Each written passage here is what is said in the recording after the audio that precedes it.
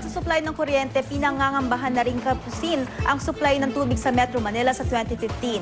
Nananatili kasing mababa ang tubig sa Angat Dam kahit tag-ulan. Narito ang report ni Julius Segovia. Tag-ulan na, pero mababa pa rin sa normal level ang tubig sa Angat Dam. Sa ngayon, nasa 179-meter level pa lang ito. Mababa kumpara nung isang taon sa kaparehong panahon na pumalo na sa higit 180 meters. Hanggang ngayon tuloy, putol pa rin ang patubig sa irigasyon. Maasa tayo na magkaroon ng mga sapat na pag-ulan ngayong Agosto at September para naman makarecover na maayos yung dam natin.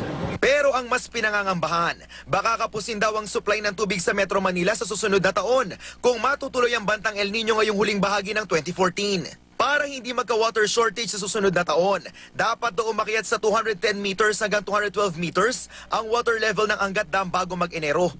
Kung magkatotoo yung pag-asa ng forecast, o ganito, magiging experience, diba? Parang gano'n. So, magbabawas tayo sa gamit. So, alam niyo naman yung rationing. Pero I think we can survive. Bukod sa hinay-hinay na pagkonsumo ng tubig, importante rin daw na i-repair ng mga consumer ang may tagas na tubo sa kanilang bahay para maiwasan ang aksaya ayon sa Maynilad.